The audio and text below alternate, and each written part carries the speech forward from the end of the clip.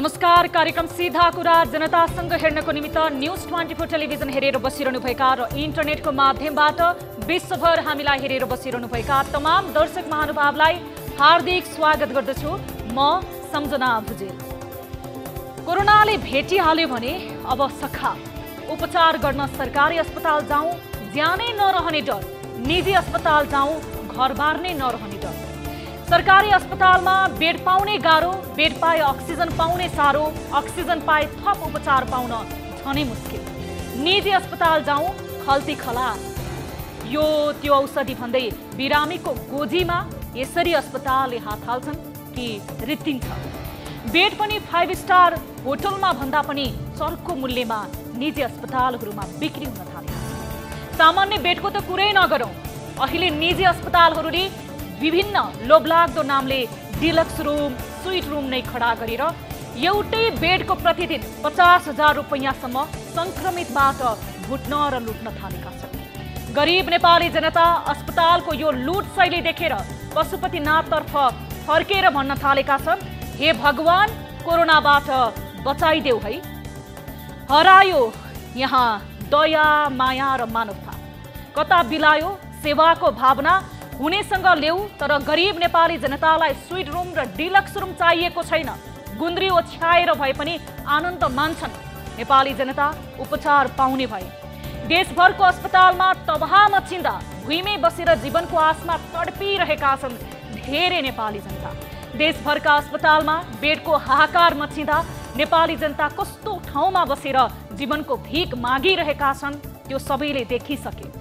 के अप्ठ्यारो पर्दा लुटिनै पर्ने हो?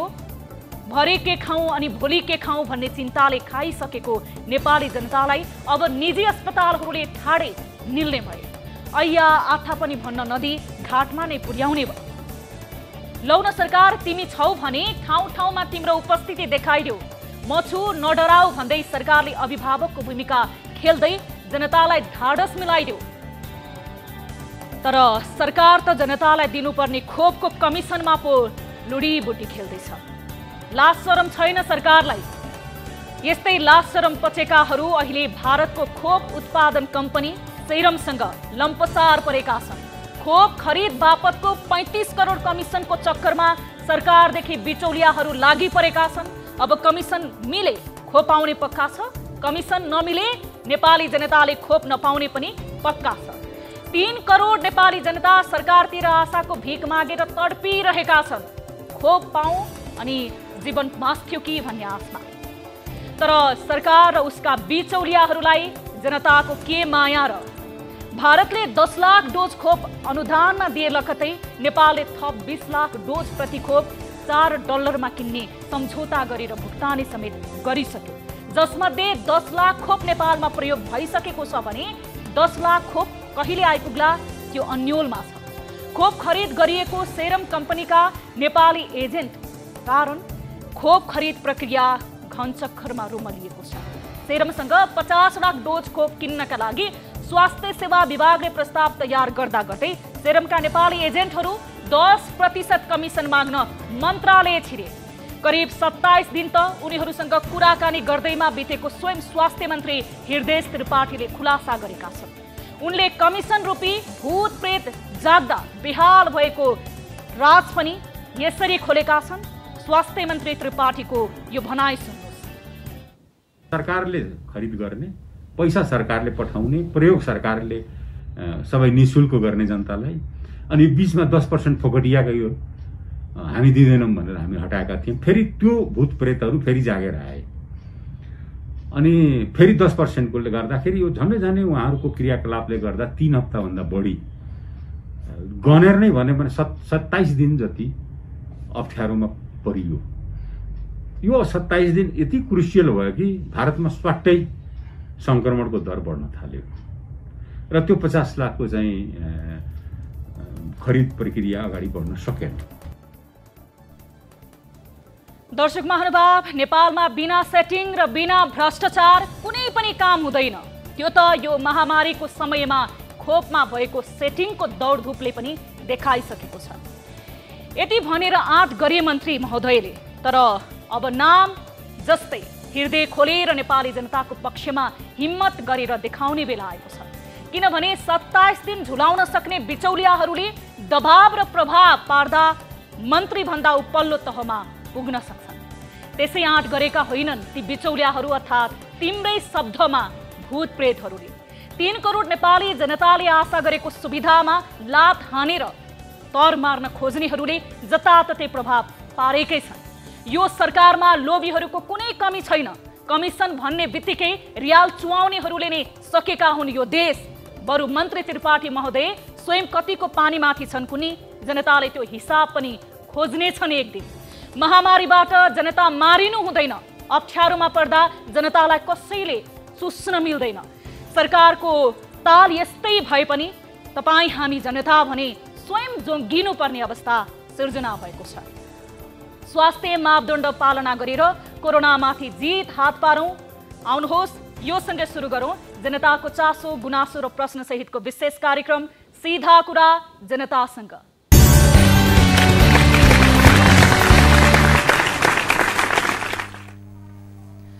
दर्शक महानुभाव, स्वागत छ कार्यक्रम सीधा कुरा जनतासँगमा। आजको श्रृङ्खलामा पनि हामीले विभिन्न विषयहरू लिएर आएका छौँ। खासमा हामी पछिल्लो श्रृङ्खलादेखि हाम्रा आम दर्शक महानुभावलाई स्वास्थ्य सम्बन्धी जानकारी दिइरहेका छौँ। पछिल्लो समय महामारीको रूपमा नेपालमा फैलिएको कोभिड-19 सँग सम्बन्धित रहेर यहाँहरूलाई जानकारीमूलक होस् र केही सचेतनामूलक होस् भनेर हामीले कोभिडसँग जुन सम्बन्धित विभिन्न विषयहरू नै खासमा कार्यक्रममा समावेश गरिरहेका छौँ, हाम्रो आम दर्शक महानुभावको स्वास्थ्यलाई मध्यनजर गर्दै।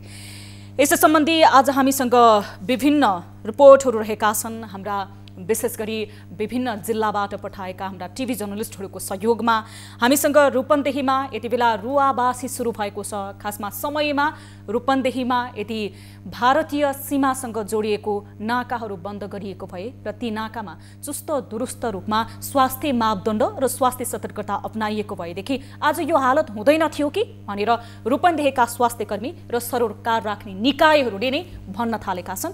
यो सम्बन्धी विशेष रिपोर्ट रहेको छ भने हामी स्वास्थ्य प्रतिनिधिहरूसँग पनि कुराकानी गर्नेछौँ। यस विषयमा खासमा जिल्ला जनस्वास्थ्य कार्यालय रूपन्देहीका प्रमुख केदार सिंह गोदारसँग सम्पर्क गर्नेछौँ र रूपन्देहीको पछिल्लो स्वास्थ्य अवस्थाको विषयमा कुराकानी गर्नेछौँ। स्वास्थ्य पूर्वाधारको अवस्था के रहेको छ, जहाँ यति बेला स्वास्थ्यकर्मी जो फ्रन्टलाइनमा आफ्नो उच्च मनोबलका साथ काम गरिरहेका छन्, आफू सङ्क्रमित भएर आफूले नै मेडिसिन लिइरहेको अवस्थामा पनि त्यहाँ कोभिड-19 का बिरामीको उपचारमा अहोरात्र खटिएका छन्। ती स्वास्थ्यकर्मीको विषयमा पनि कुराकानी गर्नेछौँ। ती सम्पूर्ण फ्रन्टलाइनमा खट्ने स्वास्थ्यकर्मीहरू यति बेला हामीले सम्मान गर्नुपर्ने पात्र बनेका छन्, जसले औषधि उपचार भन्दा पनि आफ्नो साहस र मानवताले सेवा गरिरहेका छन् आम बिरामीको। र यस सम्बन्धी हामी आजको कार्यक्रममा विशेष रिपोर्ट प्रसारण गर्नेछौँ भने हामीसँग अर्को नारायणी अस्पतालमा पनि यति बेला लापरवाही भएको एउटा विषय रहेको छ।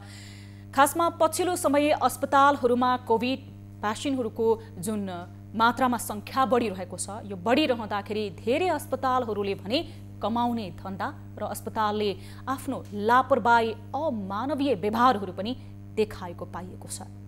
धेरै कामहरू राम्रा गरेका छन् यति बेला विभिन्न स्वास्थ्य संस्था र स्वास्थ्य कर्मीहरूले भने कतिपय त्यस्ता कामहरू पनि छन् जुन कामको कारणले गर्दाखेरि स्वास्थ्य क्षेत्र नै बदनाम हुनुपर्ने अवस्था सिर्जना भएको छ। यसै सम्बन्धी हामीले नारायणी अस्पतालको लापरवाही सम्बन्धी एउटा रिपोर्ट पनि आजको कार्यक्रममा समावेश गरेको छौँ भने हामी नारायणी अस्पतालका प्रतिनिधि जो कोरोना व्यवस्थापन प्रतिनिधि हुनुहुन्छ उहाँसँग पनि इमामुल हक भन्ने व्यक्तिसँग पनि कुराकानी गर्नेछौँ भने भीमकान्त पौडेल सहायक सचिव हुनुहुन्छ जिल्ला प्रशासन कार्यालय पर्साका, उहाँसँग पनि हामी कार्यक्रम अवधिभर सम्पर्क भयो भने यो विषयमा बुझ्ने प्रयास गर्नेछौँ। त्यसै गरी doctor Sanjay Thakur medical superintendent Narayan अस्पतालका हुनुहुन्छ, उहाँसँग पनि खासमा नारायण अस्पतालले किन लापरवाही गरेको हो, किन आम मानिसले त्यहाँ स्वास्थ्य सेवा पाउने जुन सुविधाबाट वञ्चित भए, किन गुनासो गर्न विवश भए भन्ने विषयमा बुझ्नेछौँ भने हामीसँग पछिल्लो समय खासमा हामीले कार्यक्रममा विभिन्न विकृति विसङ्गतिको विषयमा पनि आवाज उठाइरहेका छौँ, सम्बन्धित निकायहरूको ध्यान आकर्षण गराइरहेका छौँ। महोत्तरीमा जुन प्राकृतिक सम्पत्तिहरूको यति बेला दोहन गरिएको छ, विभिन्न रोडा बालुवाहरूको नाममा खोलाहरूको उत्खनन भइरहेको छ।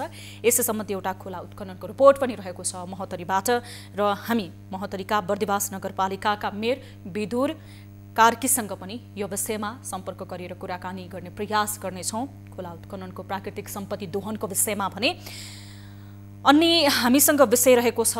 खासमा पछिल्लो समय वैदेशिक रोजगारीको सिलसिलामा विभिन्न व्यक्तिहरू आफ्नो देश छोडेर पारिवारिक जिम्मेवारी वहन गर्नको लागि जाने गरेका छन् र आफ्नो घर परिवारको सुख र समृद्धिको सपना देख्दै यसै सिलसिलामा आफ्नो श्रीमती श्रीलङ्कामा अल्पत्र परेको बारे एक श्रीमान जो महेन्द्र बर्दिवा हुनुहुन्छ उहाँले हामीसँग गुनासो गर्नुभएको छ। यो सामग्री पनि आजको कार्यक्रम सीधा कुरा जनतासँगमा रहेको छ भने तपाईँ दर्शक महानुभावले कार्यक्रम अवधिभर हामीलाई भाइबर मार्फत र टेलिफोन मार्फत सहभागिता जनाउन सक्नुहुनेछ। तपाईँ इन्टरनेटको पहुँचमा हुनुहुन्छ भने भाइबरबाट हामीसँग जोडिन सक्नुहुनेछ भने यदि नेपालभित्र हुनुहुन्छ अहिले कोरोना भाइरसको महामारी फैलिरहेको छ, तपाईँ विभिन्न समस्यासँग जुधिरहनु भएको छ, जुन समस्या मैले यो कार्यक्रममा राख्दा अथवा न्युज 24 टेलिभिजनलाई भन्दाखेरि केही सहज महसुस गर्छु भने तपाईँले अपेक्षा गर्नुहुन्छ भने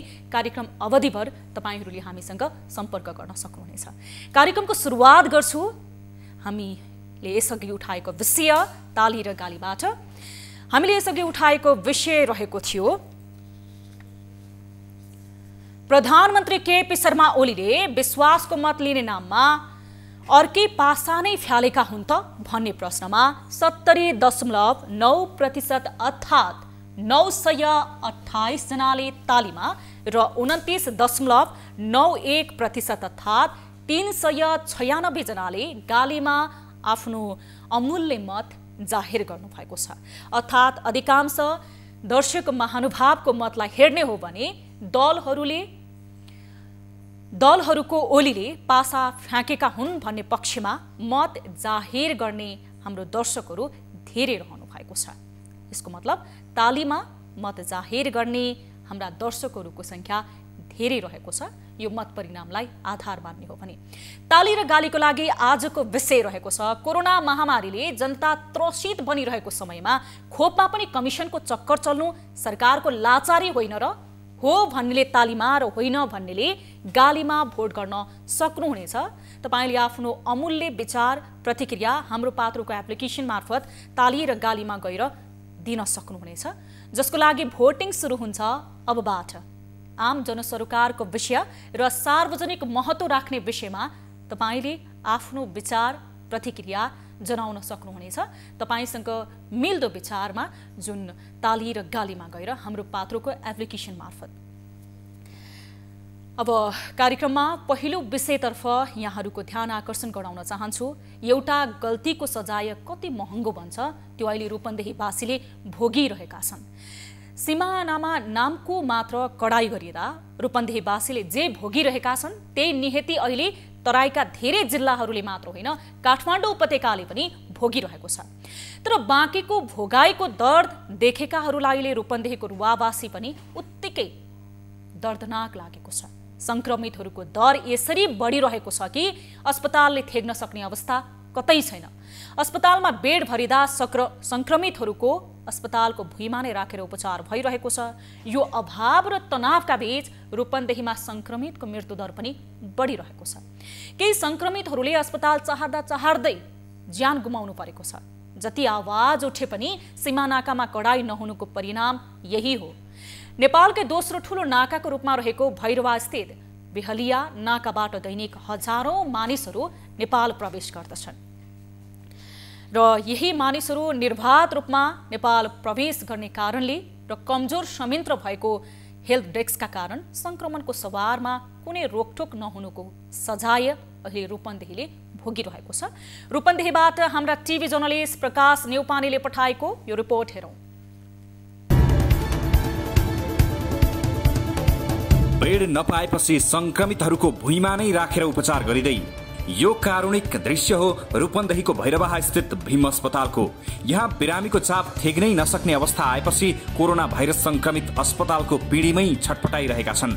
आफन्तको हारगुहारपछि स्वास्थ्यकर्मीले भुइँमा र अस्पतालको पिँढीमा राखेर जेनतेन अक्सिजन त दिएका छन्, तर रेखदेख गर्ने स्वास्थ्यकर्मी छैनन्। हेर्दै कहाली लाग्दो यो दृश्यले जो कोहीको मन पोल्छ, तर बाध्यता छ। अस्पतालमा कोभिडका लागि छुट्याइएका आइसियु, भेन्टिलेटर र एचडियु बेड मात्र नभई इमर्जेन्सी कक्षका बेड समेत खाली छैनन्। संक्रमितले बेड पाउनै 3-4 दिन पालो कुर्नु पर्ने अवस्था छ। संक्रमितका आफन्तहरूको हार गुहार। यो अवस्था भीम अस्पतालमा मात्र नभई जिल्लाभर उस्तै छ। तर पनि संक्रमितका आफन्त बेडका लागि हार गुहार गरिरहन्छन्। सरकार बेड नपाएर फोन गर्नु भनेर सूचना सार्वजनिक गर्छ, तर त्यो सूचना भित्तामा सजाउनु भन्दा बढी केही नहुँदा संक्रमितको मात्र नभई आफन्तको पनि रुवाबासी नै चलिरहेको छ। इमर्जेन्सीमा अक्सिजन लेभल सबै कम भएर आएको कोभिड बिरामीहरू छन्, उनीहरू भुइँमा सुतिरहेको अवस्था छ। आज यत्रो दिनदेखिबाट सरकारको कुनै पूर्वाधारको तयारी पनि छैन। यहाँ नत्र यहाँ अहिले कोरोना बिमारी बोक्ने एम्बुलेन्स पनि छैन। अब यो हेरिदिने कसले? अक्सिजन छैन, ठाउँ छैन भाइ भन्नुहुन्थ्यो। अब यस्तो छ, अब सिचुएसन छ, यस्तो मिलाइदिनु पर्यो हजुरले। अनि उहाँले भन्नु ल ठिक छ, अब बेड त थिएन, तल बिसाएर तल यसो राख्नु भयो मुहालाई। अनि त्यसपछि पछि भुइँमा राख्नुभयो। बेड त थिएन, बेड त फुल थियो पुरै। धन्य त्यो भनेर बल्ल इन्ट्री गर्नुभयो, न त त्यो पनि इन्ट्री हुन्थेन। लुम्बिनी प्रादेशिक अस्पतालको हालत पनि उस्तै। समग्र रूपन्देहीको अवस्था नाजुक बन्दै गर्दा लुम्बिनी प्रादेशिक अस्पतालको दृश्य पनि कम कारुणिक छैन। लुम्बिनी प्रादेशिक अस्पताल परिसरमा पनि उपचार सेवा लिन नपाएका दर्जनौं बिरामी छटपटाइरहेको देख्न सकिन्छ। यहाँ पनि आकस्मिक कक्षमा उपचार पाउन महाभारत नै जित्नुपर्ने अवस्थामा छन्। संक्रमणको दर तीव्र रूपमा बढ्दै जाँदा रूपन्देहीमा भाइरस संक्रमितसँगै मृत्युदर पनि उच्च बनेको छ। वैशाखीयता संक्रमितको मृत्यु नभएको दिन नै छैन। दैनिक थपिने संक्रमितले पनि नयाँ उचाइ मापन गर्दैछ। रूपन्देहीमा बुधबारसम्ममा 232 जनाको मृत्यु भएको छ भने सक्रिय संक्रमित नै 5263 पुगेका छन्। आफन्तजनहरूको रुवाबासी भएको हामीले कैयौँ पटक देखिरहेका छौँ र त्यो अवस्थालाई देख्दा चाहिँ हामीले मिनिमम रूपमा अक्सिजन उनीहरूलाई अक्सिजन दिएर भुइँमै भएर राख्दाखेरि चाहिँ बिरामीहरूलाई चाहिँ त्यही नै ठुलो कुरा जस्तो लागिसक्यो। उनीहरूलाई अक्सिजन पाएपछि उनीहरूलाई अवस्था अलि सहज पनि हुने, अनि पछि बेड पनि पाउँदै जाँदा चाहिँ उनीहरूको अरू थप उपचार पनि सँगसँगै हुने भएको। रूपन्देहीको रुवाबासीले सिक्नु पर्ने पाठ। स्थिति भयावह बन्दै जाँदा रूपन्देहीका अस्पतालहरूलाई थेग्नै मुस्किल परेको छ। सबैजसो अस्पतालमा बेड नहुँदा संक्रमितको भुइँमा अस्पतालका पिँढीमा उपचार भइरहेको छ। कतिपय अस्पतालमा त गम्भीर संक्रमितले अक्सिजन नै पाएका छैनन्। यसरी थेग्नै नसकिने गरेर संक्रमित बढ्दै जाँदा पनि बेड क्षमता बढाउनतर्फ भने सम्बन्धित निकायको ध्यान गएको देखिँदैन। पूर्वाधार थप गर्ने भनिएका अस्पतालहरूमा पनि काम हुन सकेको छैन। संक्रमितको रफ्तार यही गतिमा बढे र अस्पतालहरूको क्षमता नबढेको खण्डमा स्थिति छिमेकी भारतको जस्तै भयावह नहोला भन्न सकिँदैन। भारतमा संक्रमितको संख्यामा भएको वृद्धिसँग नेपाल आउनेहरूको सीमामा परीक्षणको व्यवस्था भरपर्दो बनाउन सकेको भए र होल्डिङ सेन्टर सहित क्वारेन्टिनको व्यवस्था गर्न सकेको भए रूपन्देहीले यो कारुणिक अवस्था भोग्नु पर्ने थिएन। तर त्यो गल्ती भइसके पनि अहिले रूपन्देहीका अस्पतालहरूमा थप व्यवस्था गर्न नसक्नु अर्को दुर्भाग्य बन्दै गएको छ।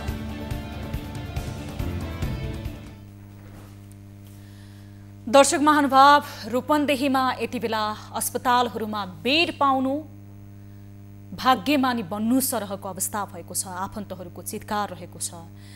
बिरामीलाई अस्पतालसम्म पुर्याउनको लागि एम्बुलेन्स छैन। यो अवस्था सिर्जना भएको छ रूपन्देहीमा।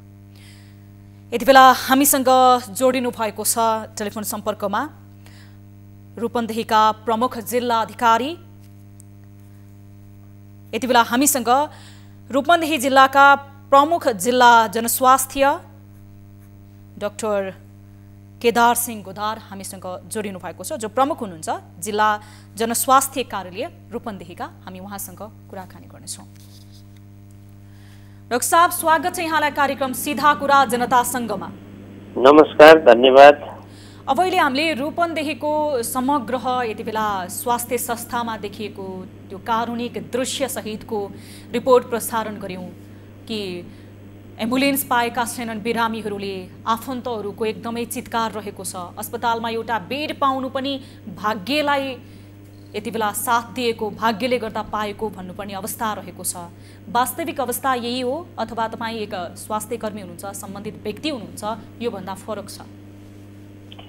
होइन, विगतमा धन्यवाद यहाँलाई। विगतमा कोभिड-19 को संक्रमण रूपन्देही जिल्लामा खास गरी गत वर्ष वैशाख 19 मा पहिलो केस आइडेन्टिफाई भइसकेपछि अहिले 1 वर्षको बीचमा हामी कहाँ करिब 16,000 सञ्चित संक्रमितको अवस्था छ रूपन्देही जिल्लाभरमा भने बीचमा हामी अलिकति 2-3-4 महिना यसको संक्रमण दर घटेको अवस्था र अलिकति यसको सिभिरिटी पनि नभएको अवस्था र त्यसपछि दोस्रो जुन लहर अथवा वेभ भइसकेपछि यो डबल म्युटेन्ट अथवा यो चाहिँ डबल भेरिएन्ट चाहिँ जुन हिसाबले चाहिँ संक्रमण भयो त्यसको हामीले चैतको दोस्रो हप्तादेखिबाट हेर्दाखेरि करिब डबल हामी कहाँ 9,000 सञ्चित थियो भने अहिले ठ्याक्कै 16,000 को हिसाबले भएको छ। भनेपछि यो बीचमा चाहिँ 1-1.5 महिनाको अवस्थामै रूपन्देहीमा चाहिँ सक्रिय संक्रमितको संख्याको हिसाबले हेर्ने 5,489 असाध्यै भयावह स्थिति हो।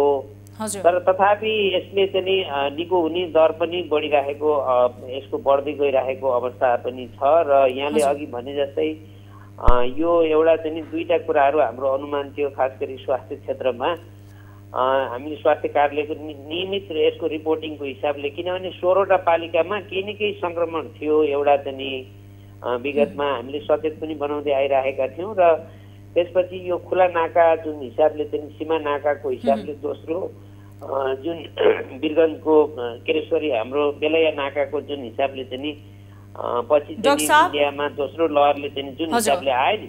हजुर डाक्टर साहब, हजुर थोरै मैले तपाईँलाई रोकेँ। अब यो तपाईले हामीले भनेको जस्तै तपाईले यति बेला हामीलाई बताइरहँदाखेरि अवस्था भयावह छ, एक किसिमले आकलन गरिएको थियो, त्यो भन्दा बढी सक्रिय संक्रमितहरू देखिए। अब पूर्व तयारीमा पनि चुकेको हो। आवश्यक बेडहरू, त्यसैगरी स्वास्थ्य सामग्रीहरू, भौतिक पूर्वाधारहरूमा पनि हामीले समयमा त्यसतर्फ ध्यान नदिएको कारणले गर्दाखेरि पनि यो चापलाई थेग्नको लागि गाह्रो परेको हो। होइन, यसमा ध्यान दिएको भन्न त मिल्दैन, किनभने यो किन प्रदेश सरकारले खास गरी रूपन्देही जिल्लाकै पनि 2टा डेडिकेटेड हस्पिटल छ अस्पतालको हिसाबले भने कोभिडकै हिसाबले भीम अस्पताल र प्रादेशिक यो यताको क्षेत्रको हिसाबले हेऱ्यो भने ठुलो अस्पताल हो। त्यो हिसाबले तयारी पहिलेदेखि पनि छ र अर्को खास गरी यसलाई चाहिँ हामीले सचेत खास गरी पब्लिक हेल्थ मेजरको जनताहरूलाई चाहिँ जुन सर्वसाधारणलाई जुन हिसाबले चाहिँ यो चाहिँ मास्कको प्रयोग, नियमित प्रयोगको कुराहरू, हात धुने कुराहरू जुन हिसाबले चाहिँ सचेतीकरण त्यो हिसाबले पनि भइरहेको अवस्था थियो। तर बीचमा अहिलेको अवस्था के छ भन्दाखेरि यसले चाहिँ भ्याक्सिन पनि हामीले 37,000 चाहिँ खोपाइसकेको अवस्था पनि हो। देश नागरिक पक्कै पनि डाक्टर साहब, अब जस्तो यो तयारी आम मानिसले हजुर यो हिसाबले चाहिँ तयारी भइरहेको अवस्था हो। तर एउटा कुरा के हो भने जुन हिसाबको यसलाई अलिकति एक्सपान्ड गर्न सक्ने, अलिकति बढी चाहिँ अहिलेको अवस्थालाई चाहिँ जस्तै अक्सिजनका कुराहरू, अलिकति जनशक्ति व्यवस्थापनका कुराहरू र अलिकति बेड सङ्ख्या थप्ने कुराहरूमा अलिकति थोरै केही चाहिँ एउटा चाहिँ ऊ चाहिँ तयारी अलिकति थोरै नपुगेको पनि हो। अलिकति पक्कै पनि समन्वय र सक्रियता जुन रूपले प्रदेश सरकारले देखाउनु पर्थ्यो, स्थानीय सरकारले देखाउनु पर्थ्यो आम नागरिकको स्वास्थ्यलाई लिएर, त्यो चाहिँ नदेखिएको। जस्तो आम मानिसहरूले, सर्वसाधारणहरूले मास्क लगाउनु, व्यक्तिगत रूपमा अब सुरक्षा मापदण्ड, स्वास्थ्य जनस्वास्थ्यका मापदण्डहरू पालना गर्नु त छँदैछ, तर जुन जुन अस्पतालहरूलाई भनिएको छ कोभिड पेसेन्टकै लागि उपचार गर्नको लागि कोभिड अस्पतालहरू, ती अस्पतालहरू भरिभराउ छन्। तपाईँले नै भनेको जस्तो यति बेला सरकारलाई प्रश्न गर्ने धेरै ठाउँहरू त रहेका छन्। यसको बावजुद अहिले नै त्यहाँ सरकारसँग समन्वय गरेर तपाईँहरू एक जनस्वास्थ्य विज्ञ हुनुहुन्छ, तपाईँहरूसँग छलफल गर्दाखेरि वैकल्पिक व्यवस्था के हुन सक्छ त? अहिलेको स्थितिमा हामीले चाहिँ एउटा सुखद पक्ष के छ भने एउटा भ्याक्सिन हामीले खोपाइसक्यौँ। मैले अघि नै थोरै भन्दै थिएँ। एउटा राम्रो पक्ष के छ भने यसको सिभिरिटीको हिसाबले देखिएको पनि छ। हामीले रूपन्देहीमा 37,000 खोप दिएका छौँ। अब दोस्रो मात्राको हिसाबले तयारी गर्नु पर्यो। एउटा त्यो सरकारबाट पनि पहल भइरहेको छ। जो अहिलेको यो जुन चाहिँ जुन सक्रिय जुन संक्रमित हिसाबले सिभिरिटी छ, जस्तै आज पनि हाम्रो तथ्याङ्क आज साँझको हिसाबले 200 के अरे हाम्रो चाहिँ करिब 257 चाहिँ चिन्ह लक्षण सहितको सिभिरिटी सहितको हुनुहुन्छ। बेड सङ्ख्याको हिसाबले पनि 217 चाहिँ हाम्रो आइसियु एचडियु आइसियु र भेन्टिलेटर सहितको त्यो खालको चाहिँ छ होइन बेड सङ्ख्या छ। तर अलिकति अघि यहाँले थोरै अलिकति भयावह हिसाबले अस्पतालको हिसाबले सङ्क्रमणको हिसाबले मैले भयावह भने हो, तर यो अस्पतालको हिसाबले अलिकति थोरै जुन रिक्वायरमेन्टहरू उद्योगबाट चाहिँ अक्सिजन जुन सप्लाई र जुन रिक्वायर सधैँ अस्पतालले लिइराख्ने बिचको ग्याप चाहिँ बेड सङ्ख्या थपिँदाखेरि र यो एकैचोटि सङ्ख्याहरू हत्तै बढ्दाखेरि जुन सिभियरहरू अलिक क्रिटिकल केयरहरू चाहिने जुन बिरामीहरू हो त्यसले गर्दाखेरि अक्सिजनको समस्याले र बेडको सङ्ख्याहरू एकैचोटि फ्लो हुँदाखेरिको त्यसरी अघि यहाँले कानुनिक दृश्य जुन हिसाबले बताउनु भयो त्यो खालको देखेको। तर भने जस्तो यो हिसाबले चाहिँ अस्पतालहरूले त्यो व्यवस्थापनको हिसाबले गएको छ। आदि मात्रै पनि म डिसिसिएमसीको सिडिओ साहबको अध्यक्षतामा हामी बसेको गरेर ग्याप कति हो र त्यो सिलिन्डर खाली सिलिन्डर कति गरिरहेछ त्यो हिसाबले चाहिँ करिब 538 सिलिन्डर चाहिँ फिर्ता गरेर सर्टेन अस्पतालहरूलाई पनि त्यो गरिरहेको अवस्था छ र अरू बाँकी माग अनुसार उद्योगहरूलाई राखेर खास गरी सुरक्षा निकायहरूलाई चाहिँ अलिकति बेसी यसो कालोबजारी नहोस्, यसको चाहिँ जुन हिसाबले उनी पुलिसले नै निगरानी गरेर राखेर पुलिस प्रशासनबाटै त्यसरी जाने हिसाबले चाहिँ एड्रेस भएको अवस्था छ। र यसले चाहिँ अहिलेको हिसाबले व्यवस्थापन जनशक्तिको हिसाबले पनि सरकारले केही स्वीकृति एक दुईटै अस्पतालहरूलाई खास गरी प्रादेशिक अस्पताल लगायत यो भीम अस्पताल र अरू अन्य अस्पतालको उसलाई पनि प्रदेश सरकारले अलिकति जनशक्तिको स्वीकृति चाहिँ गरेको अवस्था पनि छ। जनशक्तिको पनि केही कुराहरू समस्या हुँदो रहेछ यो अहिलेको अवस्थामा। यो चाहिँ बिचको जुन ग्याप थियो केहीलाई बिदा गरेर करारमा पनि गए फेरि ल्याउनलाई त्यसको प्रोसेसको कुराहरू अलिकति ग्याप चाहिँ रहेको अवस्था चाहिँ हो। अब यही ग्यापको कारणले यही समन्वयात्मक जुन भूमिकाहरू सम्बन्धित निकायले तत्काल निर्वाह नगरिदिँदा तदारुकता नदेखाउँदाखेरि कतिजनासम्मले भुइँमा उपचार गर्नुपर्ने हो, कहिलेसम्म त्यहाँ एम्बुलेन्स नपाइने हो, कहिलेसम्म एउटा बेड पाउनुलाई चाहिँ म भाग्यमानी रहेछु भनेर एउटा बिरामीले सोच्नुपर्ने हो। अहिले तत्काल केही म्यानेजमेन्ट हुन सक्ने अवस्था छ अथवा तत्काल केही व्यवस्था हुन सक्ने अवस्था छ? सबै डेडिकेटेड सबै पालिकाहरूलाई अहिले त्यसलाई रिड्युस यसो न्यून गर्नलाई जस्तै सुरुको होम आइसोलेसनमा चाहिँ प्रत्येक पालिकाबाट त्यसलाई चाहिँ सिआइसिटीलाई एक्टिभेट गरेको छ। त्यो उहाँले केस इन्भेस्टिगेसन कन्ट्याक्ट ट्रेसिङ भन्छ। त्यो हिसाबले उहाँहरूको सङ्क्रमितहरूलाई त्यसलाई क्वारेन्टिन गर्ने आइसोलेट गर्ने त्यो खालको एउटा पार्टबाट भएको छ। दोस्रो जसलाई सिम्टम हुनुहुन्छ जो पालिकामा छ 5 सयको कोभिड अस्पताल अनि आइसोलेसन चाहिँ 20 सयको सर्टेन धेरै पालिकाहरूले त्यो व्यवस्थित गरिसक्नु भएको छ अक्सिजन सहितको करिब 50% उसले चाहिँ त्यो व्यवस्था। त्यसले गर्दा अस्पतालको जो डेडिकेटेड अस्पताल जसलाई हामीले चाहिँ डेडिकेटेड अस्पताल छुट्याएको छौँ कोभिड रिलेटेड त्यसलाई चाहिँ यसले न्यूनीकरण गर्छ र अलिकति डाक्टरहरू पनि त्यहाँ मेडिकल अफिसर र नर्सिङ स्टाफ लगायत त्यो रहन सक्ने भएको कारणले गर्दाखेरि पनि त्यसले अलिकति गरेको छ। जस्तै अहिले पनि हामी कहाँ 67 जना त अक्सिजन सहितको पालिकाहरूकै कोभिडको आइसोलेसन के अरे यो कोभिड अस्पतालहरूमा यो अस्थायी अस्पताल भन्छ सरकारले सङ्घीय सरकारले नै सहयोग गरेको त्यो हिसाबले व्यवस्थित हुँदै गइरहेको अवस्था छ। एम्बुलेन्समा प्रत्येक पालिकाहरूले अहिले डेडिकेटेडै गरेर गर्नुभएको छ र हामीले खास गरी यहाँले अघि एउटा नाकाको असाध्यै हामीलाई अर्को एक्स्ट्रा बर्डन भएको थियो। त्यसलाई चाहिँ बढी जटिलता के छ भने यो बेलैया नाकाको हिसाबले अहिलेसम्म हामीले 16,000 चान्चुङको स्क्रिनिङ गरिसकेका छौँ र 67 जना पोजिटिभ निकालेर आइसोलेट गरिसकेका छौँ र केहीलाई क्वारेन्टिन गरेर सम्बन्धित जिल्लाहरूमा यो नाकाबाट त 55 जिल्लाकै पास हुँदो रहेछ। अनि त्यो पालिकासँग सम्पर्क गराएर यदि पोजिटिभ छ भने उहाँहरूलाई डेडिकेटेड एम्बुलेन्समा अथवा पब्लिकमै पनि के अरे यो भाडामा पनि राखेर उहाँहरूलाई त्यो सङ्क्रमित हो उहाँहरू त्यो ठाउँमा गएर आइसोलेट हुनुपर्छ भनेर पनि त्यसरी चाहिँ गरेको हिसाबले चाहिँ एउटा दुईटा किसिमले हाम्रो सङ्क्रमण भएको छ। एउटा इन्डियाबाट त नाकाबाट आउनेहरूलाई त्यसलाई हामीले चाहिँ आइसोलेट क्वारेन्टिन र आइसोलेट गर्ने एउटा स्ट्राटेजी त्यसरी गएका छौँ। दोस्रो हामीले डाक्टर साहब तपाईले नाकाको कुरा गरिरहँदाखेरि मैले तपाईको ध्यान आकर्षण गराएँ जस्तो नाकामा पनि जुन किसिमले स्वास्थ्य मापदण्डहरू पुरा गर्नुपर्ने थियो स्वास्थ्य सम्बन्धी चेक जाँचहरू गर्नुपर्ने थियो एन्टिजेन चेकदेखि राखिएको हेल्थडेस्क नामको मात्र भयो चेक जाँच नामको मात्र भयो जसको कारणले गर्दाखेरि रूपन्देही लगायत धेरै नाकासँग जोडिएका जिल्लाहरूमा वात्तै आकलन गरे भन्दा बढी कोरोना संक्रमित बढे भनिएको छ। अनि नाका चुस्त दुरुस्त राख्नलाई अन्य सम्बन्धित निकायसँग तपाईहरुको कतिको छलफल हुन्छ तपाईहरु अनुगमन गर्नुहुन्छ कि हुँदैन? केन्द्र सरकारसँग तपाईहरुले कसरी कोर्डिनेट गरिरहनु भएको छ? खास गरी यहाँलाई जानकारी गरौँ, यो district covid crisis management centre सिडिओसाको उसमा छ, सुरक्षा निकाय लगायत अस्पताल र स्वास्थ्य कार्यालय प्रमुख सहितको एउटा छ। त्यसले चाहिँ त्यो एउटा निर्णय गरेर खास गरी अहिले धेरै व्यवस्थित भइसकेको अवस्था छ। सेनिटेसनको पार्टले खानेपानी बस्ने, उहाँहरूलाई चाहिँ रेकर्डमा राख्ने, होल्डिङ गरेर राखिदिने, आधा घन्टा पौनी घन्टा। यहाँले भनेको अलि अगाडिको अवस्था हो। अहिलेको यसो हेर्नु यहाँहरूको संवाददाताहरूसँग पनि त्यो गर्नु हो भने, तर अझै पनि सुधार गर्नुपर्ने पाटो छ है। फेरि यो विषयमा फेरि हामीले धेरै यहाँले सोधेको कुरालाई डिफेन्स गर्नुपर्ने त मैले देख्दिनँ, तर हामीले पहिला जस्तो त्यसरी चाहिँ भटाभट यसरी आएको छैन। अहिले पनि हामीले सस्पेक्टेड हटस्पटबाट आएको होला, प्रत्येक दिन एन्टिनी 100 देखि 100 जनालाई हामीले जाँचेर, मैले अघि नै यहाँलाई जानकारी गराएँ, पोजिटिभै हामीले 66 जना त पोजिटिभलाई व्यवस्थापन गरिसकेका छौँ यही बिचमा 1.5 महिनाको अवस्थामा। त्यसले गर्दाखेरि यसलाई अझ के भन्दाखेरि यो स्थायी हेल्थ डेस्कको हिसाबले यसलाई अगाडि बढाउन जरुरी रहेछ। त्यहाँ चाहिँ एउटा चाहिँ पूर्वाधारको समस्या चाहिँ रहेकै हो।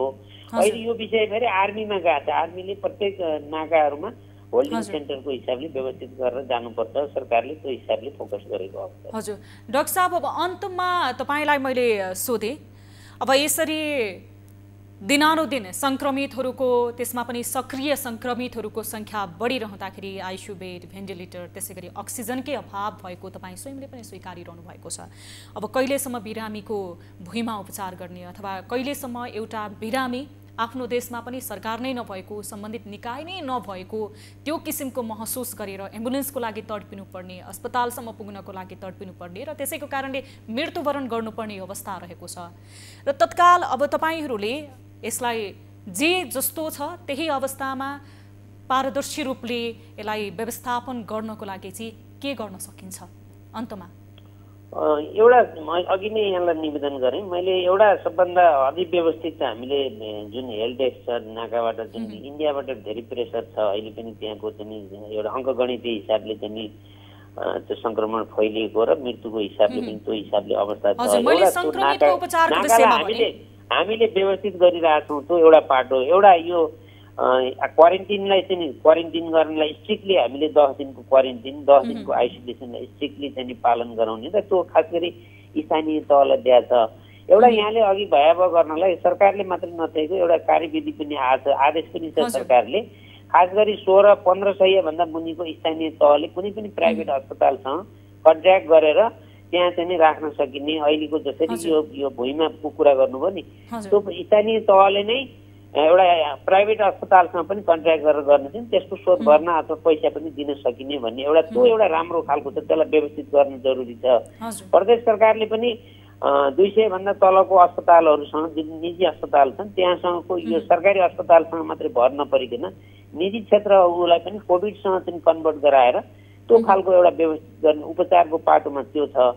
र स्थानीय तहको अघि यहाँलाई मैले जुन जानकारी गराएँ त्यो कोभिड अस्पताल छ अथवा त्यहाँ चाहिँ आइसोलेसन सेन्टर संस्थागत आइसोलेसनलाई अलिकति व्यवस्थित गरेर मेडिकल अफिसर लगायत अन्य हस्पिटलले पनि त्यसमा व्यवस्थित गर्न सकिनेछ। र अर्को सबभन्दा महत्त्वपूर्ण आफै जनता यहाँले फेरि एउटा राज्यको दायित्व छ, तर हामी नागरिकको पनि कर्तव्य दायित्व त्यो छ एउटा नागरिकको हिसाबले। जो एसएमएस भनेर अहिले जुन हामी चलिरहेछौँ एउटा यो शारीरिक दूरी अनि हात धुने र सेनिटाइजेसनको कुरा, मास्क निरन्तर प्रयोग गर्न सकिने र सामाजिक संस्कारबाट भिडबाट अभोइड गर्ने कुराहरू। र अहिले यो यहाँ लकडाउन आज रूपन्देहीमा 8औं दिनमा हामी प्रवेश गरेका छौँ। 15 दिनको कुरा 30 गते बिहान सकिने हुन्छ। अब यो 10-11 दिनमा हामीलाई यसलाई स्थिर राख्न सकिएन भने अझ यसलाई चाहिँ फेरि भोलि चाहिँ यसलाई निषेधाज्ञाको हिसाबले जान सक्छ। भोलि सरकारले त्यो हिसाबले पनि जान सक्छ। धेरै जिल्लाहरू पनि गएका छन्।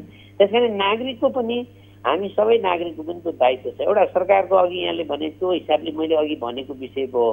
एउटा चाहिँ हामीले जुन जनस्वास्थ्यका जुन सुरक्षा मापदण्ड छन् त्यो चाहिँ जनताले पनि असाध्यै पालन नगरिकन कुनै पनि संसारको कुनै राष्ट्रले पनि त्यो एउटा एकदम स्मुथ भएको हेल्थ सिस्टमहरूमा पनि त्यो हुन सकेका छैन र त्यो परिणाम हामीले देखेका पनि छौँ। समय र जानकारीको लागि धेरै धेरै धन्यवाद डाक्टर साहब। यहाँलाई पनि धेरै धेरै रूपन्देहीको तर्फबाट जुन हिसाबले स्वास्थ्य कार्यालयको तर्फबाट जुन कुरा राख्न दिनुभयो यहाँ लगायत सब न्युज 24 परिवारलाई आवश्यक धन्यवाद व्यक्त गर्छु। हजुर, पक्कै पनि यो किसिमको समाचारहरू हामीले सम्प्रेषण गर्न नपरोस् कि एउटा आम नागरिकले बेड नपाएको अथवा एउटा सामान्य नागरिकले अस्पतालसम्म जानको लागि छटपटाइरहेको त्यो अवस्था नहोस्। यस सम्बन्धी तपाईँ लगायत अन्य सरकार राख्ने निकायहरूले समयमा छलफल गरेर यसलाई विभिन्न अधिकारहरूले स्थानीय सरकारलाई प्रदेश सरकारलाई दिएको छ कोभिडलाई जुन नियन्त्रण गर्नको लागि र न्यूनीकरण गर्नको लागि त्यसलाई कार्यान्वयनको तर्फ लिएर गएर पनि तपाईहरूले व्यवस्थित गर्न सक्नुहुनेछ भन्ने हामीले अपेक्षा राखेको छौँ। कार्यक्रम सीधा कुरा जनतासँगमा एकैछिन छोटो ब्रेक, हामीसँग विविध सामग्रीहरू बाँकी नै रहेका छन्, हेर्दै रहनुहोला।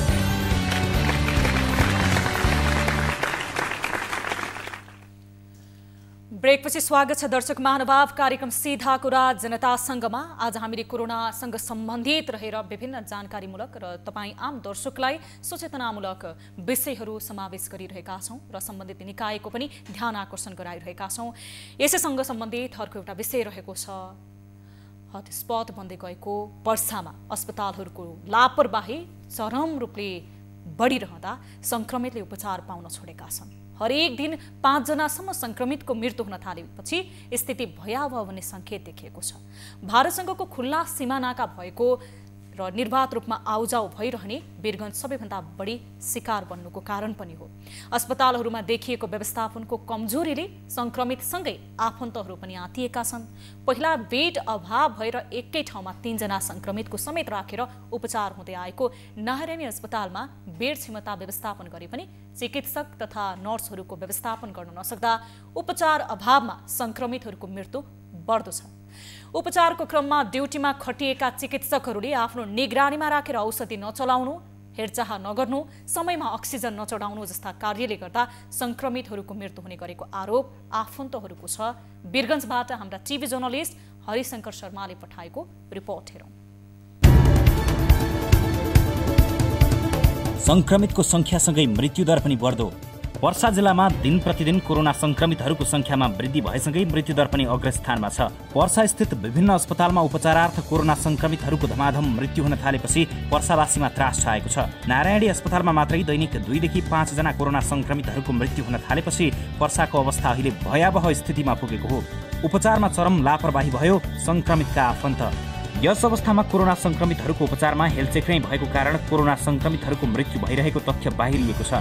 वीरगञ्ज स्थित नारायणी अस्पतालमा उपचारार्थ कोरोना संक्रमितहरूको उपचारमा चिकित्सकहरूले चरम लापरवाही गर्ने गरेको कारण संक्रमितहरूको अकालमै मृत्यु हुने गरेको आफन्तको आरोप छ। उपचारको क्रममा ड्युटीमा खटिएका चिकित्सकले आफ्नो निगरानीमा राखेर औषधि नचलाउनु, हेरचाह नगर्नु, समयमा अक्सिजन नचढाउनु जस्ता कार्यले गर्दा संक्रमितहरूको मृत्यु हुने गरेको आफन्तको आरोप छ। त्यहाँ चाहिँ यति केयरलेस छ नि, हिजो चाहिँ रातिमा अक्सिजन लागि मारामार भएछ, आज चाहिँ त्यहाँ गएर हेर्नुहोस् केही सुविधा छैन। डक्टरहरू यताबाट उता आफ्नो क्याबिनमा मात्रै गएर बसिहाल्नु भइरहेछ। 2 घन्टा 3 घन्टा भन्दाखेरि आउनु भइरहेछ, मात्रै त्यो सुई लगाएर नि गइहाल्नु भइरहेछ। केही चेकअप, केही पेसेन्ट कस्तो सिचुएसनमा छ भनेर त्यसको केही जवाबदारी नै छैन भनेर। सुरुमा नारायणी अस्पताललाई 5 बेडको आइसियू सहित 35 बेडको कोरोना आइसोलेसन निर्माण गरेर संक्रमितहरूको उपचार गर्दै आएकोमा हाल आएर 90 बेडको आइसोलेसन निर्माण गरेर संक्रमितहरूको उपचार थालिएको छ। व्यवस्थापन पक्षको कमी कमजोरीका कारण अस्पतालमा चाहिने उचित पूर्वाधारहरू समयमा निर्माण हुन नसक्दा सुरुवातीदेखि नै संक्रमितहरूले ज्यान गुमाउनु परेको छ। पहिला बेड अभाव भएर एकै ठाउँमा 3 जना संक्रमितहरू समेत राखेर उपचार हुँदै आएको नारायणी अस्पतालमा बेड क्षमता व्यवस्थापन गरे पनि चिकित्सक तथा नर्सहरूको व्यवस्थापन गर्न नसक्दा उपचार अभावमा संक्रमितहरूको मृत्युदर बढ्दो छ। जनशक्तिको अभावका कारण उपचार धान्न सकिएन नारायणी अस्पताल। यसबारे नारायणी अस्पतालका कोरोना व्यवस्थापन प्रतिनिधि डाक्टर एनामुल हकले अस्पतालमा जनशक्ति अभावको कारण कोरोना संक्रमितहरूको उपचारमा समस्या भइरहेको स्वीकारे। उनले वर्तमान अवस्थामा भर्ना रहेका संक्रमितहरूलाई उपचार गर्नका लागि नियमित हेरचाह गर्ने स्टाफ नर्सहरूको अभाव भएको कारण उपचारमा समस्या उत्पन्न भएको बताए। उनले इमर्जेन्सी लगायत सम्पूर्ण वार्डमा मेडिकल अफिसरहरू 24 घण्टा ड्युटीमा खटिएको तर बिरामीलाई हेरचाह गर्ने स्टाफ नर्सहरू एकदमै कमी भएको कारण संक्रमितहरूको नियमित औषधि सेवन गराउने, सुई लगाउने तथा अक्सिजन चढाउने हटाउने जस्ता कार्यमा केही समस्या उत्पन्न भएको बताए। हाम्रो अलिकति नर्सिङमा समस्या छ। नर्सिङमा के छ कि हाम्रो स्टाफ एकदम कम छ। जति पेसेन्ट छ त्यो हिसाबले अहिले हाम्रो नियर अबाउट 80 पेसेन्ट एडमिट छ। त्यसको लागि कमसेकम हामीले 15 जना एक शिफ्टमा ड्युटीमा नर्सिङ स्टाफ हुनुपर्ने थियो। त्यो नर्सिङ स्टाफ हामीसँग मात्र अहिले के छ, यो शिफ्टमा हामी 6 देखि 8 जनालाई युज गर्न सकिरहेछौँ, किनकि हामीसँग त्यति नर्सिङ स्टाफै छैन। कोरोनाको पहिलो लहरले पनि नराम्ररी गाँजेको वीरगन्जलाई दोस्रो लहरले पनि शिथिल बनाउने सम्भावना बढ्दो छ। अझै पनि अस्पतालहरूमा देखिएको कमजोर व्यवस्थापनलाई सच्याउन नसके दुर्भाग्यको उही कथा वीरगन्जमा पुनः दोहोरिने निश्चित छ। दर्शक महानुभाव, नारायणी अस्पतालमा कोभिड-19 संक्रमित बिरामीहरूको अस्पतालकै लापरवाहीको कारणले मृत्यु भएको आफन्तहरूले गुनासो गरेका छन्। यस विषयमा हामी थप कुराकानी गर्न गइरहेका छौँ। हामीसँग यति बेला टेलिफोन सम्पर्कमा जोडिनु भएको छ नारायणी अस्पतालका कोरोना व्यवस्थापक प्रतिनिधि डाक्टर इमामुल हक। उहाँसँग हामी यस विषयमा सम्बन्धित र विस्तृत कुराकानी गर्नेछौँ। डाक्टर साहब, स्वागत छ यहाँलाई कार्यक्रम सीधा कुरा जनतासँगमा। धन्यवाद।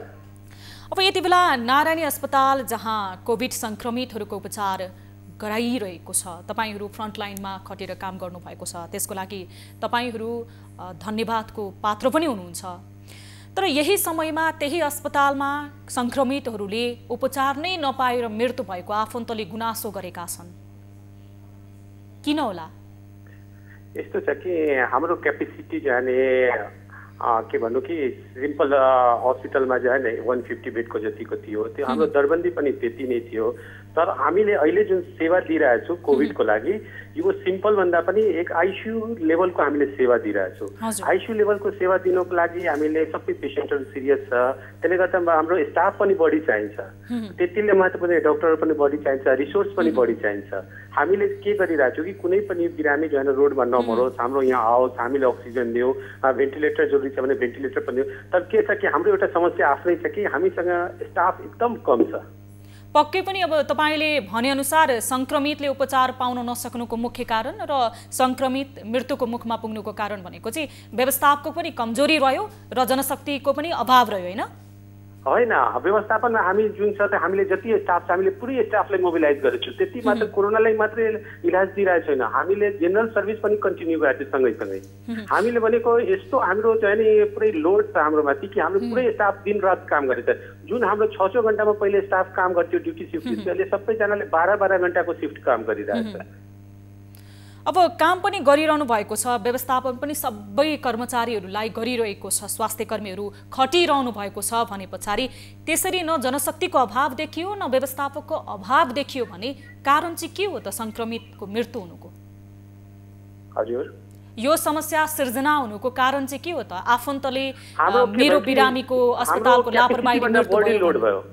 हजुर, हाम्रो के यो समस्याको सबभन्दा ठुलो कारण छ कि हाम्रो जुन क्यापेसिटी थियो त्यो क्यापेसिटीबाट हामी बढी काम गरिरहेछौँ। हाम्रो क्यापेसिटी नै छैन कि हामीले 90-100 बेड जतिको जुन आइसियू सञ्चालन गर्नु। तर के छ अहिलेको स्थिति, हामीले 100 बेडको आइसियू सञ्चालन गर्ने स्थिति पुगिसकेको छ। हामीले 95वटा सिरियस पेसेन्ट राखेको छौँ। त्यो 95वटा सिरियस पेसेन्टलाई मलाई लाग्छ कि प्रत्येक 2-3वटा पेसेन्टमा एउटा सिस्टर चाहिन्छ, जुन हामी गर्नै सक्दैनौँ अहिलेको स्थितिमा। डाक्टर भनेपछि समस्या म्याक्सिमम सर्भिस दिइरहेछौँ हामी। समस्या भनिसके पछाडि तपाईहरूको यो क्षमता भन्दा बढी बिरामीको चाप बढ्यो। हजुर, तर अस्पतालको क्षमता चाहिँ थोरै रह्यो अथवा त्यो क्षमताले धान्न सकेन भन्ने हो। हजुर, त्यस्तै हो कि हाम्रो जुन आफ्नो क्यापेसिटीभन्दा बढी हामीले लिइरहेछौँ, केस लिइरहेछौँ, किनकि हाम्रो यहाँ एकदम बेसरी पेसेन्ट आयो। हाम्रो अहिलेको आजको डेटमा 95 पेसेन्ट छ हाम्रो आइसियूमा। अब यो क्षमता भन्दा बढी तपाईहरूले बिरामी लिइरहनु भएको छ, तर यसको व्यवस्थापनको लागि तपाईहरूले सम्बन्धित निकायसँग र तपाईँ अस्पताल प्रशासनसँग पनि कुराकानी गर्नुभएको छैन, छलफल गर्नुभएको छैन। अब कसरी व्यवस्थापन गर्ने? हामीले हाम्रो मेडिकल सुपरिन्टेन्डेन्टसँग पनि कुरा गरेको छ, उहाँले पनि आफ्नो माथिल्लो जना कुराकानी गर्नुभएको छ कसरी स्टाफलाई व्यवस्थापन गर्ने। जुन हाम्रो कुनै कुनै सिटहरू खाली थियो, जस्तै हुन्छ नि दरबन्दीको मान्छे छैन, कतै विधामा गएछ या के विधा भन्दा पनि अध्ययन विधामा गएछ या नियुक्ति नै भएछ छैन, कुनै आएकै छैन, त्यो ठाउँमा पनि हामीले स्टाफ हायर गरेर राख्ने कोसिस गरिरहेछौँ अहिले। अब कहिलेसम्ममा त्यहाँ आफन्तहरूले तपाईँहरूलाई आरोप लगाउन छोड्छन्, तपाईँहरूलाई काम गर्दाखेरि पनि यो समयमा यो जोखिममा हामी उच्च आत्ममनोबलका साथ काम गरिरहेका छौँ भन्ने एक किसिमले काम गरे पछाडि त्यो तपाईँहरूलाई पनि सन्तुष्टि मिल्नुपर्ने हो। त्यो चाहिँ यो समस्या चाहिँ कहिलेसम्म समाधान होला? अस्पताल प्रशासनले, अस्पताल व्यवस्थापनले कहिलेसम्म यो समस्या समाधान गर्नको लागि आफ्नो तर्फबाट कुनै चुस्त दुरुस्त रूपमा भूमिका निभाउँछ? हामी यसको लागि दुईटा हाम्रो छ, एउटा जो हैन ह्युमन रिसोर्सको कुरा हो, त्यो पनि हामी भिडेछौँ कि कति छिटोभन्दा छिटो हामी जो हैन बढीमा बढी स्टाफ जो हैन हायर गरेर कमसेकम हामी राम्रो सर्भिस दिउँ। दोस्रो कुरा हाम्रो आउँछ इन्स्ट्रुमेन्टको, म्याक्सिमम इन्स्ट्रुमेन्ट हामीले जो हैन कोसिस गरिरहेको छु हायर गरेर जसरी पनि जो हैन सर्भिस हाम्रो नरुक। अहिले हामीले इन्भेसिभ नन इन्भेसिभ भेन्टिलेटरहरूको आवश्यकता एकदम बढी छ, त्यसको लागि पनि हामी रात दिन एक गरिरहेको छु कसरी जो हैन हामी सबभन्दा राम्रो सर्भिस दिउँ। यहाँसम्म कि जुन जति स्टाफ छ हामी त्यसलाई जो हैन अफ नदिकन यति रात दिन काम गर्न लगाइरहेको छु। उहाँहरू पनि रात दिन काम गरिदिनुहुन्छ, म सबैलाई धन्यवाद दिन चाहेको छु जुन काम गरिरहेको। तर पनि के गर्ने, हामी गर्दा गर्दा पनि कहीँ न कहीँ कमजोरीमा पडिरहेको छु हाम्रो स्टाफको कमीले गर्दा। अब यो कमजोरीको जुन पात्रहरू हुनुहुन्छ, यो कमजोरी गरिसके पछाडि अन्य सरकार राख्ने निकायहरूको पनि त्यहाँ कुनै न कुनै रूपमा तपाईहरूले ध्यान आकर्षण गराउनु पर्ने हुन्थ्यो होला। केन्द्रीय सरकारबाट कतिको सपोर्ट पाइरहनु भएको छ, प्रदेश सरकारले त्यहाँ बेड थप्नको लागि, अन्य भौतिक पूर्वाधारहरूलाई चाहिँ बढाउनको लागि, विकास गर्नको लागि अहिलेसम्म के गरेको छ यो 1 वर्षको अवधिमा? र त्यहाँ अस्पताल प्रशासनले अब त्यो बेडहरू थप्ने, त्यस पछाडि जनशक्ति थप्ने यो विषयमा स्थानीय सरकार लगायत अन्य सम्बन्धित निकायसँग छलफल मात्र गरिरहेको छ अथवा त्यो छलफलको कार्यान्वयन तत्काल छिटै हुन सक्छ? अहिलेसम्म हामीले जुन इन्स्ट्रुमेन्टहरूको कुरा गर्नुभयो, प्रिपरेसनको कुरा गर्नु, हाम्रो बजेटमा जो है नि पहिल्यै नै राम्रोसँग आइसियुहरू तयार गर्नको लागि पैसा आएको हो। हामीले त्यसको उपयोग पनि गरेछौँ, हामीले तयार पनि गरेछौँ।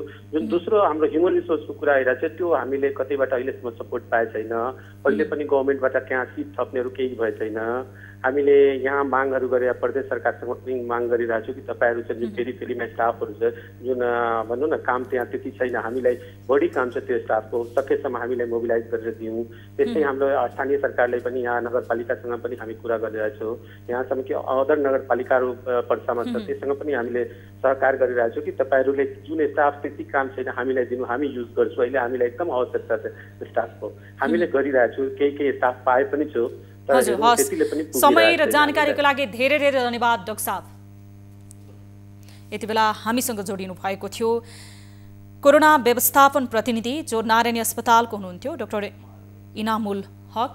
नारायणी अस्पतालमा के कारणले गर्दाखेरि संक्रमितहरूको मृत्युदर बढिरहेको छ, आफन्तहरूले अस्पतालको लापरवाहीको कारणले गर्दाखेरि किन मेरो आफन्तहरूको मृत्यु भयो भनेर गुनासो गरिरहेका छन् भन्ने विषयमा कुराकानी गरिरहेका थियौँ। यस विषयमा कुराकानी गर्दैछौँ। यति बेला हामीसँग टेलिफोन सम्पर्कमा जोडिनु भएको छ जिल्ला प्रशासनिक कार्यालय पर्साका सहायक प्रमुख जिल्लाधिकारी भीमकान्त पौडेल। हामी उहाँसँग कुराकानी गर्नेछौँ। सर, स्वागत छ यहाँलाई कार्यक्रम सीधा कुरा जनतासँगमा। हजुर, धन्यवाद हजुर। अब यो हामीले अहिले भर्खरै पनि कुराकानी गरिरहेका छौँ, रिपोर्ट पनि स्थलगत रूपमा तयार पारिएको, त्यहाँको स्थानीयको आवाज समेटिएको रिपोर्ट पनि प्रसारण गर्यौँ। अब नारायणी अस्पतालमा संक्रमितको उपचारमा भइरहेको यो लापरवाही बारे तपाईहरूले केही जानकारी राख्नु भएको छ? नारायणी अस्पतालमा कस्तो लापरवाही भन्नाले यहाँले इङ्गित गर्न खोज्नुभएको विषय आजको विषय कुनै पार्टिकुलर विषय हो कि समग्र विषयलाई भन्नु? समग्र विषय हो। समग्रमा नारायणी अस्पतालमा जति पनि कोरोना संक्रमितहरू त्यहाँ उपचारको लागि पुग्ने गरेका छन्, ती संक्रमितहरूको समयमा त्यहाँ स्वास्थ्य कर्मीहरूले उपचारमा ध्यान नदिँदा अस्पतालको व्यवस्थापकीय पक्षहरूले त्यसलाई राम्रोसँग म्यानेजमेन्ट नगर्दाखेरि धेरै मानिसहरूको संक्रमितको उपचार नपाएर मृत्यु भइरहेको छ भन्ने समग्र त्यहाँका जसले आफ्नो आफन्त गुमाएका छन् ती आफन्तहरूको गुनासोमा आधारित रहेर तपाईँलाई प्रश्न गरेकी।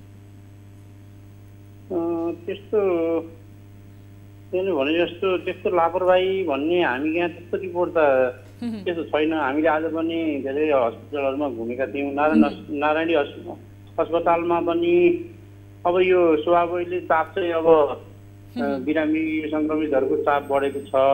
हजुर, त्यस्तो लापरवाही अब अहिले यो एउटा यो मलाई नाम आएन, यो एउटा जुन अहिले असाध्यै महत्त्वपूर्ण भ्याक्सिन रहेछ त्यो भ्याक्सिन चाहिँ अलिकति त्यो चाहिँ अलिकति सर्टेज भन्ने कुरा चाहिँ आएको छ। आज माथिबाट आइपुगेन, स्वास्थ्य मन्त्रालयबाट अथवा विभागबाट आयो कि आएन थाहा छैन मलाई। नत्र आज यो के कस्तो मलाई ठ्याक्क आएन त्यो भ्याक्सिन, असाध्यै महत्त्वपूर्ण भ्याक्सिन थियो। त्यो भ्याक्सिन चाहिँ आए नभएर अलिकति समस्या भन्ने कुरो चाहिँ आइरहेछ। यो आज अलिकति यो सबै हिजोदेखि नै कतिदेखि नै यो भ्याक्सिन सर्टेज हो छैन जिल्लाभरि भनेर हिजो पनि हामीले केही व्यक्तिलाई चाहिँ बाहिर जिल्लामा पास दिएर विराटनगर पठाएका थियौँ।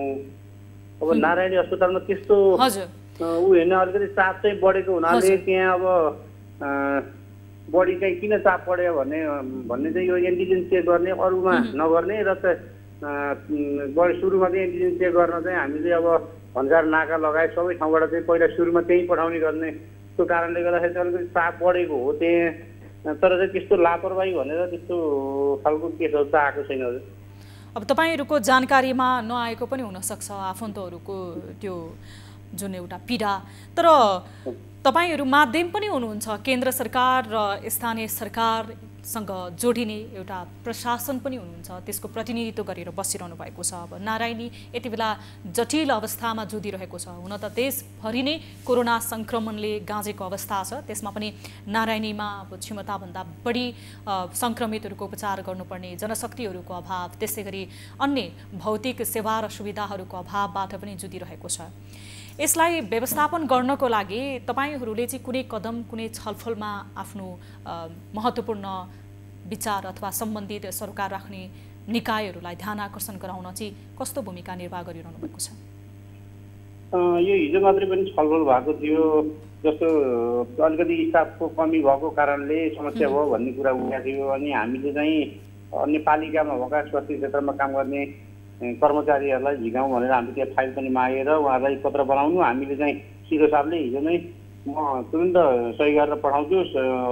अरू पालिकामा हुने हाम्रो जुन 13वटा यो महानगर बाहेक, विगत महानगर बाहेक 13वटा पालिकामा हुने स्वास्थ्य क्षेत्रमा काम गर्ने साथीहरूलाई आवश्यकता अनुसार मगाउनुहोस्, म तुरन्त सही गर्छु भनेर हिजो पनि सिधो साहबले भन्नुभएको थियो। त्यो चाहिँ अब हामीले अलिकति जनशक्तिको कमी भन्ने विषय चाहिँ सुनेको हो होइन, अलिकति र चाहिँ महत्त्वपूर्ण केही यो भ्याक्सिनको कुरा सर्टेज भयो भन्ने कुरा चाहिँ हो। अरू हिसाबमा चाहिँ अब सुरुमा अब एन्टिजेन चेक गर्न, पिसिआर चेक गर्न सुरुमा त्यहाँ पठाउने हुँदाखेरि स्वाभाविकले त्यहाँ अलिकति चाप चाहिँ बढेको कुरा ठिकै हो होइन। तर चाहिँ अब त्यस्तो साह्रै समस्या छैन। अरू अस्पतालमा पनि आज हामी हिजो आज गरेर धेरै अस्पताल प्रत्यक्ष म आफै आफ्नै नेतृत्वमा अनुगमन टोली, संयुक्त अनुगमन टोलीमा हामी गएका थियौँ। सबै ठाउँ सबै अस्पतालमा लगभग चापै छ।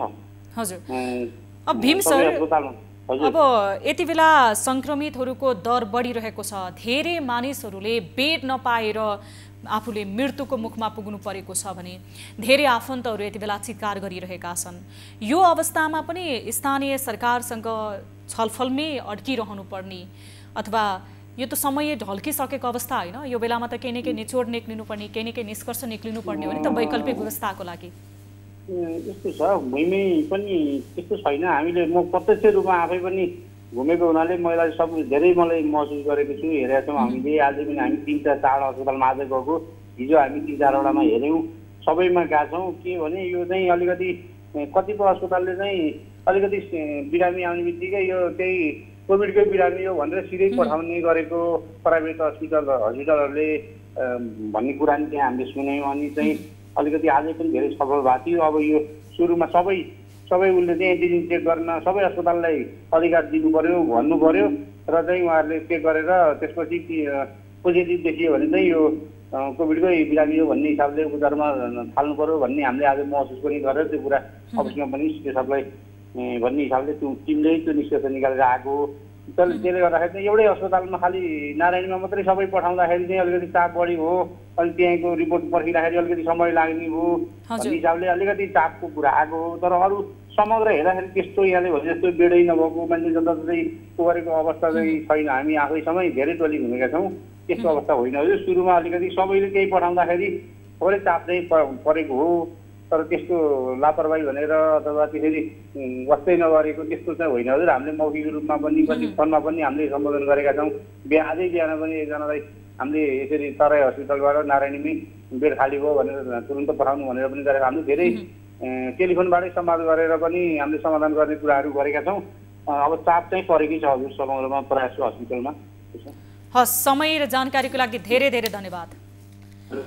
यति बेला हामीसँग जोडिनु भएको थियो भीमकान्त पौडेल जो सहायक सिडिओ हुनुहुन्थ्यो जिल्ला प्रशासन कार्यालय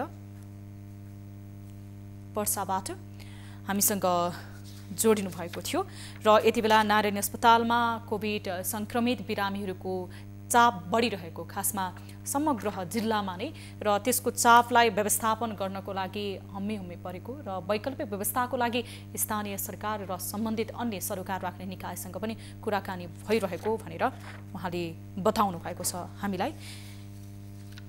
यति बेला देशका विभिन्न स्थानका अस्पतालहरूको अवस्था करिब धेरै अस्पतालहरूमा भौतिक संरचनाहरू नभएको, धेरै अस्पतालहरूमा प्राविधिक र दक्ष जनशक्तिहरू नभएको, धेरै अस्पतालहरूमा बेडको अभाव भएको र त्यसमा पनि खासमा आइसियु, भेन्टिलेटर र अक्सिजन बेडहरू अत्यन्त न्यून सङ्ख्यामा मात्र रहेको र जसको कारणले गर्दाखेरि जटिल रूपमा संक्रमित भएका बिरामीहरूले उपचार नपाएर आफ्नो अमूल्य ज्यान गुमाइरहनु परेको अवस्था रहेको छ। कार्यक्रम सीधा कुरा जनतासँगको निर्धारित समय सकिएको छ। थप न्यूजको लागि हाम्रो वेबसाइट www.news24nepal.com हेर्न नभुल्नुहोला र तपाईहरू कुनै पनि समस्यामा पर्नु भएको छ भने खासमा अझ अहिले त विशेष गरी यति बेला कोरोना महामारी रहेको छ, विभिन्न समस्यासँग तपाईँ जुधिरहनु भएको छ र तपाईँको समस्या सुन्ने कोही पनि व्यक्ति छैन भने तपाईँलाई लाग्छ अथवा त्यस्तो निकाय छैन भन्ने लाग्छ भने हामीलाई तपाईँले हाम्रो टोल फ्री नम्बरमा सम्पर्क गर्न सक्नुहुनेछ र तपाईँहरूको समस्या हामी सम्बन्धित निकायसम्म पुर्याउने कोसिस गर्नेछौँ र जिम्मेवारीका साथ तपाईँको समस्यालाई समाधान गर्न हामी निरन्तर लागिरहेका छौँ। हाम्रो टोल फ्री नम्बरहरू रहेको छ 1660 011 24 98 015 724 24 र 98 84 011 037 मा तपाईले टेलिफोन सम्पर्क गर्न सक्नुहुनेछ। जुन तीनवटा टेलिफोन नम्बरमा तपाईले सम्पर्क गर्दा